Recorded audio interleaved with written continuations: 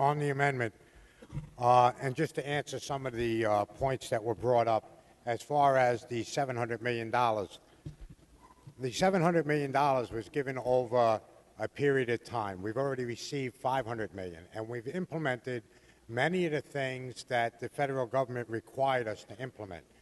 So with that said, there's another $200 million, I believe it is, that is coming to the state. However, the estimate is it's going to cost us $1 billion, or $1.4 billion, $1.4 billion, according to the State Department of Ed. Further, it's estimated that it's going to cost our schools approximately another $1 billion in order to implement these programs.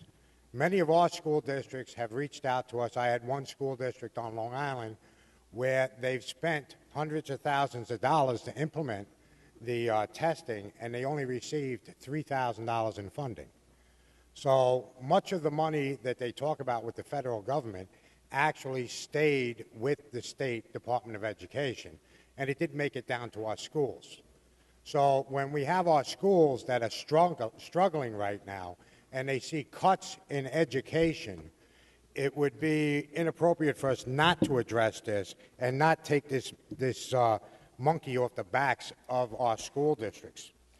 Further, in Bill 8844, we do put in there and authorize the Department of Education to put in for waivers.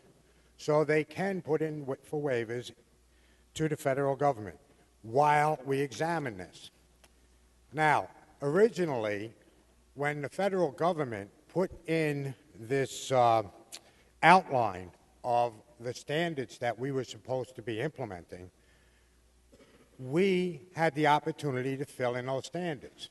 Unfortunately, like New York always does, they screwed it up. They bought curriculum that basically is not age appropriate, it's not developmentally appropriate. It basically, if you look at the curriculum, if you go on to Engage New York, this curriculum is grammatically incorrect. They tell students to shade it, pick out the trees, and there are no trees. I can't believe we actually paid taxpayers' money to buy this curriculum.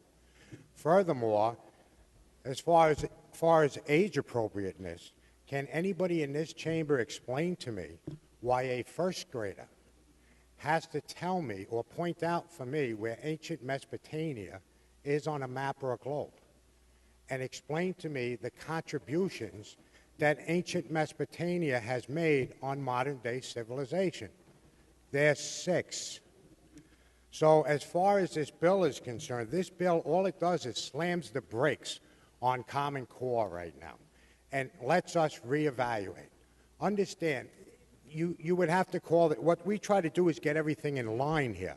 Common Core in New York State should be Uncommon Core. Some schools actually wrote their own curriculum, and they're very happy with the curriculum. This bill allows them to continue with that curriculum. It just puts it back in local control. Some schools have taken the modules that New York State has, and they've adopted some or adapted others, and the students are still struggling through these. Other schools are doing full implementation of the curriculum. Now, if you look, we don't make any provisions for children with IEPs. If you want to talk about the federal law, we're ignoring students' IEPs, their individualized education plans, when giving these tests. You have a child with a severe learning disability, we're making them sit through 90 minutes of tests. The stories that we heard from educators and from parents were heart-wrenching. This bill addresses that. We had one child that was stabbing himself with a pencil. He was so frustrated. We had other children that were getting sick and throwing up on the tests, and they were sending the tests in to be scored. We had other children that were actually urinating on themselves because of the types of tests they were given. understand what this bill does, and everybody talks about let's pause. This is an actual pause. We say, listen, let's look at the implementation of Common Core.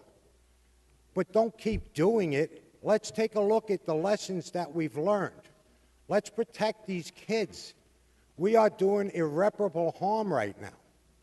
You know, right now we're sitting there and we're saying the word pause is we just pause the test, but we're not pausing the test, and we keep going forward. The kids are taking the test. We're ignoring IEPs. The bottom line is this bill actually corrects all that. So I disagree with the idea that we are violating federal law here. The opposite is true.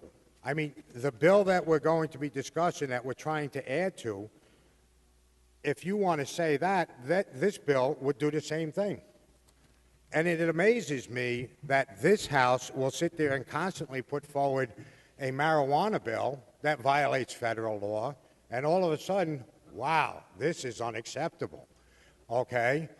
I wish, you know, there are times we say it constantly. This is New York State. We'll never let the Constitution get in the way of what we want to do. We do that on a daily basis in this House. But with this right here, I very much disagree. And understand one other thing. You're talking about a clawback, that, oh, the federal government's going to come in and claw back this money. There are other states that have pulled out of this. And the only thing that happened was they didn't get the money that was remaining, which is $200,000. Guess what? $200 million. $200 million when we're facing $2.4 billion in costs, okay? That would save us $2.2 billion. Sounds like a good deal to me. I don't know about you. Furthermore, if you look at this bill, we bring the educators in the room. You're going to be looking at the bill in chief here. The bill in chief, and we'll wind up getting into this probably later on. The bill in chief should be called, we're going to adapt Common Core or change Common Core or pause Common Core if it's okay with the Commissioner of Education. Because that's what the language does here. Look, if you're heading towards a speeding train, you slam on the brakes. You do not turn around and say, well, let's see if we're lucky enough and the train will miss us, because that's what's happening here. Furthermore, I think what this happens is all we're asking you to do here when we put this amendment on is saying, stop hurting the kids. Let's take a look at the curriculum. Let's see if the curriculum can be fixed. Let's look at homegrown curriculum that we already have available to us. Let's take that, reimburse the schools for the money that they paid in writing this homegrown curriculum. Okay, why are we pushing defective curriculum on our students? This is not a Republican issue. This is not a Democratic issue. This is an issue about our children. This is an issue about stopping the pain. This is an amendment that deals with saying to the children of New York State, look, we tried this failed experiment on education and we've learned lessons from it. But we have a blueprint here. We're going to stop the pain for a little while. We're going to do this the right way. We're going to turn around and we're going to bring the educators in the room. We're going to look at things like, you know, how children learn. Children learn in all different ways. This here, what we're trying to do here in this legislation is fix what the Department of Education has done. I don't think anyone in this room would think that the rollout of Common Core has been a great success. I don't think anyone would argue that. I mean, even the governor is starting to realize that this was a failed venture and that the way that the State Department of Education did it was utterly disastrous. And these children are being hurt. Without enacting this legislation, all we're going to be doing is further hurting our children of this state. We're going to do irreparable harm, and we're never going to be able to get these kids back. Okay, we have children now that love mathematics that don't even want to go to school. We have parents that pulled their kids out of schools and now are homeschooling them because they don't want this kind of curriculum. I know everybody here has heard from different representatives or of parents groups. I know parents have called your offices and say, give us a lifeline here. So this legislation, that's what this does. We stop it for now. We fix it. If we can't fix it, we'll scrap it. Okay? But we need to put the brakes on. We need to actually stop hurting our children right now. We need to take the lessons that we've heard and that we've listened to parents and act upon it. Again, it's not a Republican issue. It's not a Democratic issue. This is about our kids.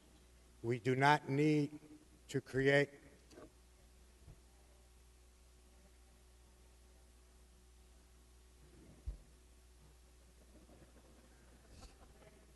I'm sure she's hearing from one of her constituents right now.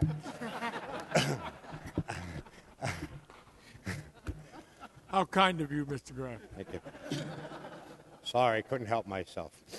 But this bill is very important, and I just implore you to take a look at this bill and understand what we're trying to do. We're trying to look out for the kids of this state. We can't afford to create a lost generation here. That's what you're going to do because these children are never going to recover.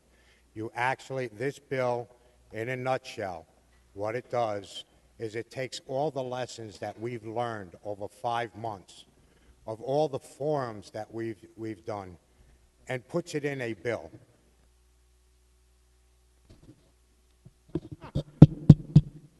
Thank you. The bill is easy to comprehend. It's not written in legalese. It does have, unlike the original bill that we're looking at here, 8929, it does have a Senate sponsor in the Senate. This bill doesn't. The other thing that I would point out is this amendment, the bill that we're putting in for an amendment, was circulated to every single person or every single member in this House.